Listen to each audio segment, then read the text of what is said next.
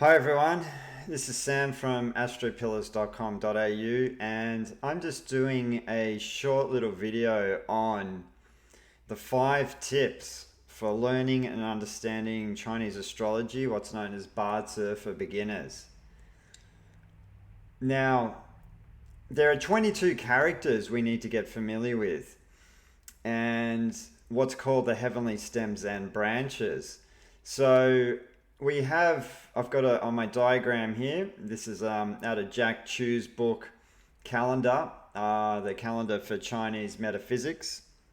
We have a list of the stems and branches.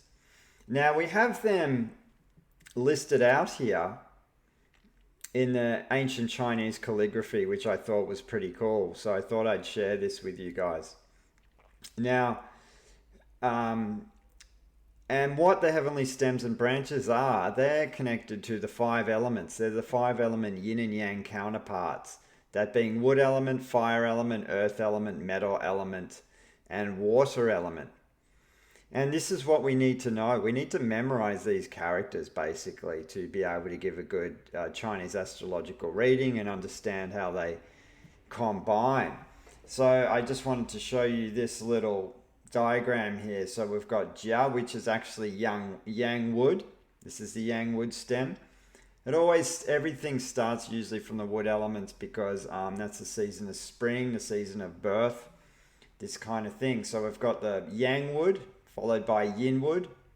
Then we have yang fire followed by yin fire, yang earth followed by yin earth, and then yang metal followed by yin metal, and then yang water followed by yin water.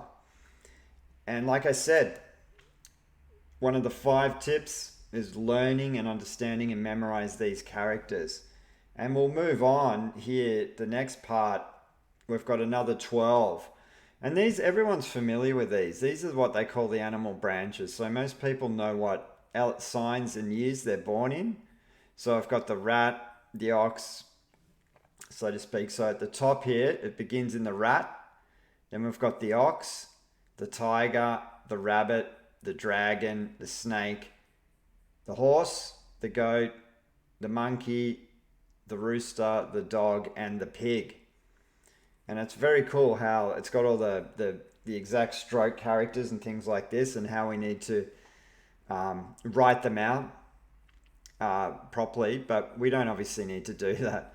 I mean, I know how to write them all out, but the main thing is learning Chinese astrology and any kind of astrology. It's like learning a new language. So we need to understand these characters to be able to read pattern recognition in one's chart.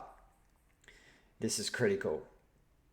So this is what's called the heavenly stems.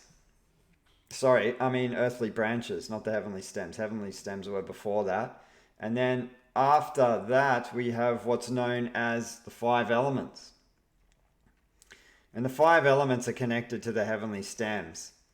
So we need to understand this cycle. So exactly like fire produces earth, earth produces metal, metal produces water, water produces wood, wood produces fire. And then we have the attacking and destroying cycle, so to speak. So metal attacks wood, fire destroys metal, earth destroys water, water destroys fire. This kind of thing is very important to understand for Chinese metaphysics, because this is the basis of understanding those heavenly stems and branches, because they're all connected to the elements, and it's important to understand that.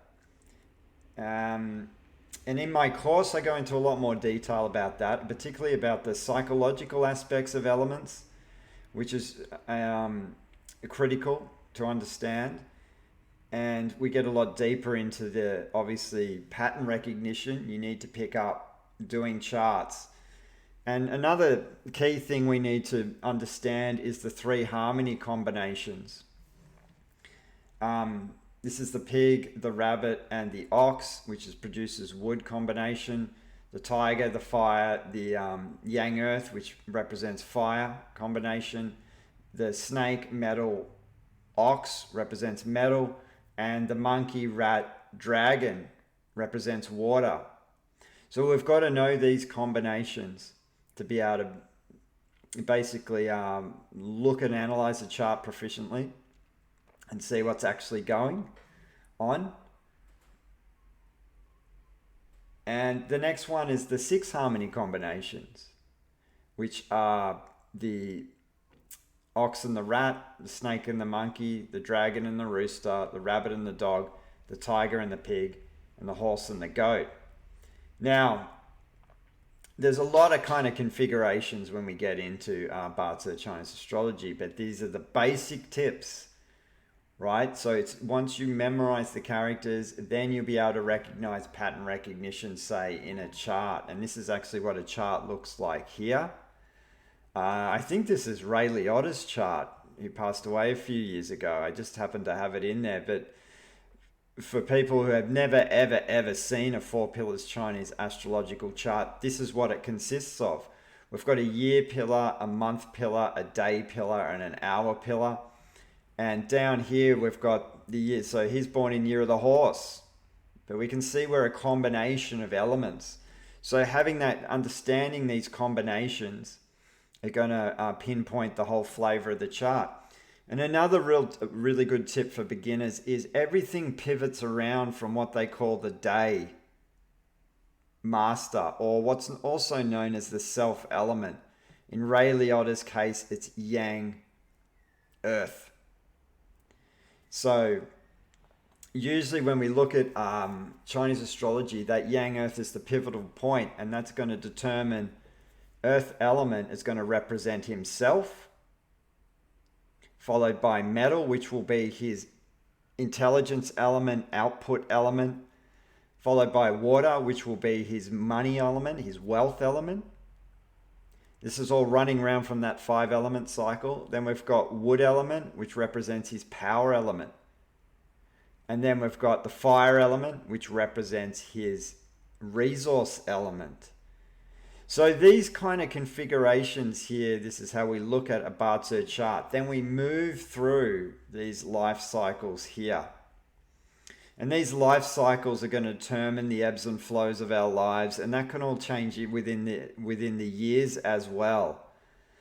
So I'm not going to go into analytics of his chart, just for you guys to know that get familiar if you're interested in this subject. A day master is the pivotal point, and then we look for any kind of combinations going on in a chart between these elements.